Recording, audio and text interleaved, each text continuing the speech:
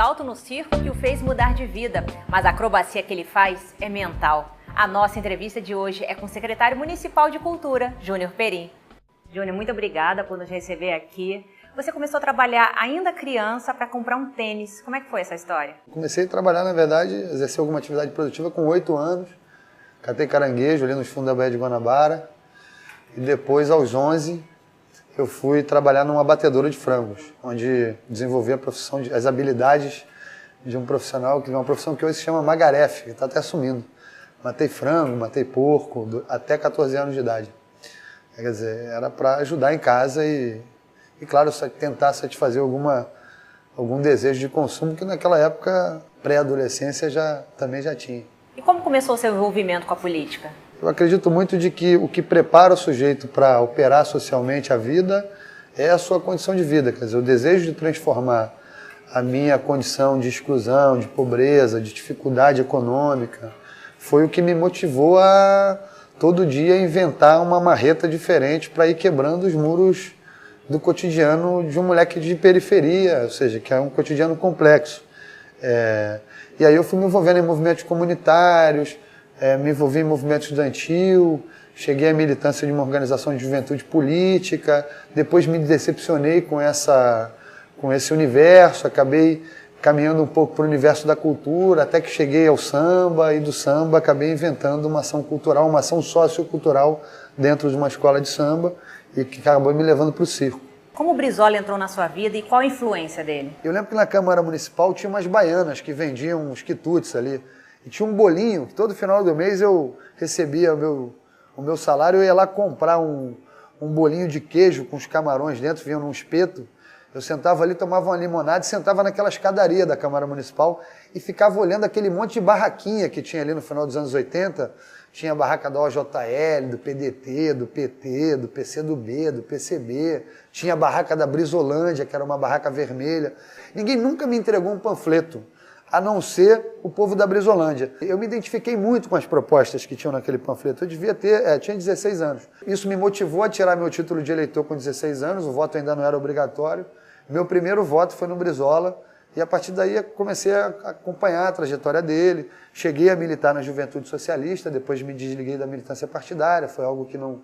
Mas continuo, me percebo ainda um brizolista. Eu acho que o Brizola é parte de uma geração de políticos que pensou o Brasil numa perspectiva que a gente ainda precisa construir, né? Eu acho que o Brasil avançou nos últimos anos do ponto de vista dos seus indicadores sociais, mas assim, o Brizola eu acho que tinha a exata medida do que eram as transformações necessárias para transformar o campo popular num campo efetivamente participante da produção e da distribuição da riqueza brasileira, a preocupação dele com a educação, a dedicação dele à cultura, o valor, a ideia de uma civilização ainda e com potencial para poder explorar a sua capacidade de ser feliz, de sonhar, de construir alternativas. Então, enfim, para mim, Brizola segue sendo uma enorme referência, não só do ponto de vista ideológico, político, mas, sobretudo, do ponto de vista humano. Assim, para mim, é a maior referência,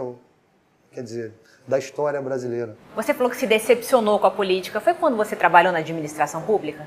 Eu tive um percurso na administração pública, trabalhei no governo de São Gonçalo, trabalhei no governo do Estado, e eu não via no Estado, embora eu reconheça que é o Estado quem pode realizar mudanças e ações em escala, acho que ele não pode prescindir disso, né? Mas assim, eu achei que eu não tinha mais energia para continuar ali. Eu achava que eu poderia dar uma contribuição, pegar o repertório da minha própria existência e colocar à disposição da construção de uma experiência na sociedade civil organizada, sem negar a importância de um permanente diálogo com o Estado. Eu não sou um sujeito anti-Estado, ao contrário, como um ator social, sempre defendi e continuo defendendo que a gente deva incidir nas políticas públicas, que a gente deva se aproximar da institucionalidade, independentemente do espaço-tempo de um governo, da orientação política desse governo. Você pode não participar porque não tem nenhum alinhamento ideológico ou político com aquela estrutura, mas o seu dever como agente da sociedade é dialogar com a administração pública instituída, mesmo que você não tenha escolhido ela, não seja da sua predileção ideológica, porque o poder público tem que fazer a tarefa de ouvir e construir a sua ação a partir da escuta da sociedade. Então, se negar a discutir com o Estado, se negar a discutir com as estruturas públicas, foi algo que eu sempre defendi, né? E é algo que eu acho que um pouco falta a parte dessa nova geração de realizadores e agentes sociais. Quer dizer, a relação com o Estado não pode ser ideologizada, né? O Estado é dimensão pública, o Estado somos nós todos, quer dizer, é a representação dos diferentes estratos da sociedade, dos diferentes interesses, e é o campo de mediação desses interesses. E a cultura, como entrou na sua vida? Entra nessa minha ação de realizador de arte e cultura, né? Fui dirigente de uma escola de samba, nela eu criei uma experiência sociocultural, acabei criando um circo, que se tornou um dos empreendimentos circenses de maior reputação no Brasil, a partir do qual eu também passei a disputar um conjunto de políticas na cidade do Rio de Janeiro, e a cultura, a Secretaria de Cultura entra na minha vida, eu acho que ali, no final do primeiro mandato do prefeito Eduardo Paes, eu estreito um pouco mais a relação com a Prefeitura do Rio, né? Ali eu tive uma ação de incidência na mudança da lei do ISS, que é a lei do fomento.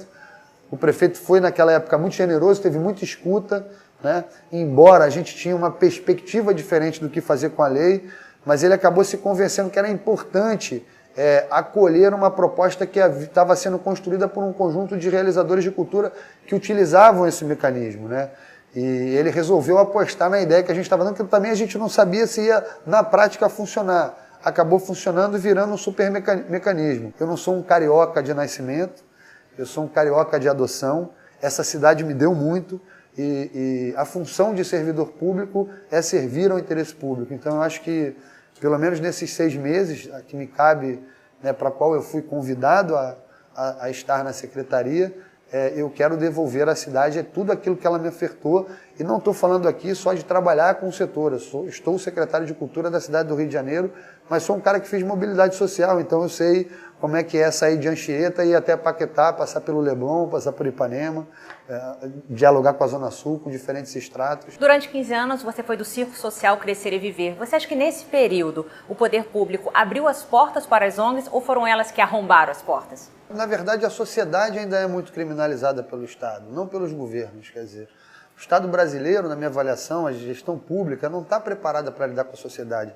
A gente ainda acha que é público tudo aquilo que é estatal. Ou seja, a gente não construiu um ambiente institucional e jurídico do Estado brasileiro para reconhecer que aquilo que também é feito pela sociedade tem dimensão pública. A gente tem que parar com essa ideia de que só é público aquilo que a Prefeitura faz, o que o governo do Estado faz, o que o governo federal faz. Quer dizer, as ONGs já haviam inaugurado, desde muito tempo, o que hoje chamam de parceria público-privada. Você imagina, a Prefeitura não poderia ter uma escola de circo, seria um pouco louco isso. Eu acho a cultura, sobretudo, é um conteúdo produzido pela sociedade, ou seja, pela inteligência inventiva da sociedade. Cabe ao Estado fomentar isso e florescer isso. O problema é que o fomento está sempre muito voltado só para a ideia de que é preciso você incentivar isso com dinheiro, né? E aí a transferência de recurso público para a sociedade é um negócio aqui enlouquecedor. Quer dizer, o custo de procedimentos que você tem na cultura para fazer chegar o recurso na ponta é enorme. Eu acho que é um desperdício. Quer dizer, isso é um pouco uma certa criminalização de que todo mundo na sociedade que opera recurso público o faz sem probidade ou de uma maneira irresponsável. Não é assim. Quer dizer, você tem aqui na Secretaria de Cultura dezenas, milhares de experiências apoiadas e incentivadas com recurso público. Agora, você vai sempre encontrar um problema, uma instituição, seja na saúde, seja na educação, seja aqui. Mas isso não pode servir para você condenar todo um setor. Eu acho que se reproduz com as ONGs aquilo que hoje estão tentando fazer com a política também. Você pega um caso de um político, claro, não são poucos os políticos que estão envolvidos em problemas, mas você também não pode usar isso para criminalizar a política. Se a gente acabar com o Estado, acabar com a organização da sociedade, acabar com os agentes sociais, acabar com a classe política, o que resta para você mediar os interesses sociais? Como é que a gente vai voltar à barbárie? A gente vai partir por um Estado anárquico, né? Ou seja, a gente está vivendo um processo de criminalização das estruturas organizadas da sociedade brasileira que é muito complexo, é muito sério critério na minha avaliação, ou seja, me dá muito medo o que está acontecendo. Isso é o que abre espaço para um fascismo que não é só um fascismo de esquerda ou de centro, é um fascismo de centro, de esquerda, de direita, ou seja, as pessoas estão perdendo capacidade de diálogo, está se formando uma opinião pública que só consegue tacar pedra, sabe? Ou seja, tem uma certa disputa de quem atira a pedra. Essa é a disputa hegemônica na sociedade brasileira. E não de quem, pô, sabe, cava o morro, gera o túnel, passa para frente, faz a sociedade avançar. Quer dizer, tem uma sociedade muito de manifestos e de poucos projetos. Você acha que todos os projetos patrocinados pelo poder público, eles devem ter contrapartida social? Deve ser uma obrigação? Olha, eu acho que é tão... Não sei, contrapartida social, acho que assim, eu acho que os projetos têm que ser avaliados sob o seguinte critério. Qual a dimensão social do seu fazer artístico? Eu acho que a gente está passando do tempo de que a gente tem que ficar criando obrigações para o realizador de cultura. Eu acho que a gente vive um momento da cultura brasileira, da sociedade brasileira, que cabe ao realizador de cultura pensar a função social do que faz. Nosso próximo movimento está orientado para isso.